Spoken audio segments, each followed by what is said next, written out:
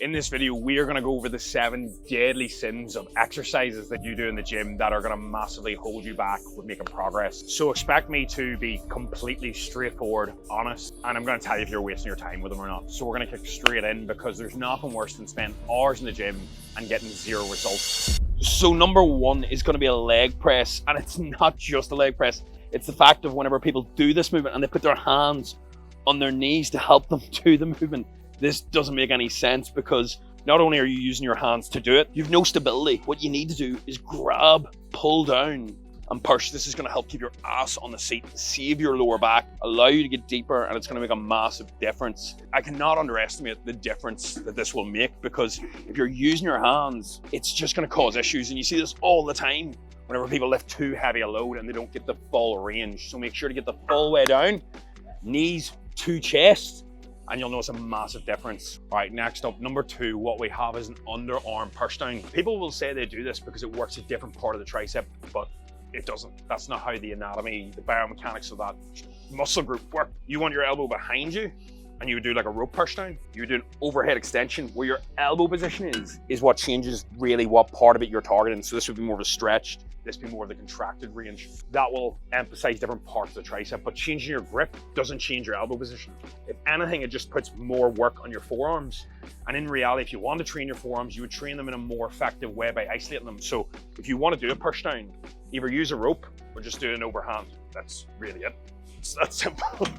Number 3 is combo movements, the likes of a squat into a press. Now, if your goal is to do something functional, I still don't really rate this.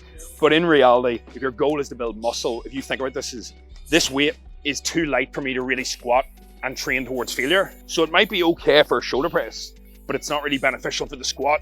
One muscle group, the weight's probably too heavy for her, and then one muscle group, the weight's too light for her. Instead, you want to do the movement separately because that's going to make sure that you target the muscle properly for growth. And you might be like, well, I don't do a squat and press, but there is people who do this on a range of movements. There's nothing wrong with a superset here and there, but whenever you do movements like this, the weight doesn't add up. It's not beneficial at all. Next up, we have a dumbbell press. I'm only messing. We have a spam press, which is hard enough to say because I need speech therapy for about 10 years and still can't talk. This movement, you'll see people do it with dumbbells, and you'll also see people do it with weight, like plates in the center. And the idea is by pressing the center, work more of your inner chest. But in reality, what happens is your elbows usually come closer to your body. And what this means is you're actually working more triceps than chest. So don't get me wrong, it's not the world's worst movement, but in reality, if you're trying to grow your inner chest, you're better just focusing on getting really strong with your flies and your normal pressing. That's how you do it, because you look at anybody who has a massive chest, they'll usually bench big numbers, they'll press big numbers. They won't have built it by just doing a 10-kilogram plate and just pressing. They might do that to show off on Instagram, but that's not what built the actual muscle, and that's somewhere where I fell into. Into the next one, which is rolling shrugs. Now, this isn't the worst. It just doesn't make a whole lot of sense because your traps' main movements are elevation and depression. That's what works the upper traps. Now, the idea of this came in whenever people thought you elevate, you depress, but your traps also work with retraction and protraction, which is pretty much retraction, protraction. So the idea was, if you come back, you'll get the full trap, and that's why people do get a squeeze in their lower mid back. The problem is you're not loading it like this, whereas a T-bar or an overhand row would work that mid part of the trap far better, and you're better actually just focusing on shrugging effectively. Now, if I wanted to really focus on probably both in one movement, instead of doing a rolling shrug, I would focus on doing the likes of a Kelso shrug, which I can show you now. So whenever you do this, you want to lie on a bench, plonk the chest, Jesus Christ. Whenever you shrug, you want to shrug up, but you'll also get the mid. Now, I would even argue that you could pop the bench up a little bit more. You can go a little bit more vertical. You can play around with this and see sort of what feels right for you. I sort of like this angle.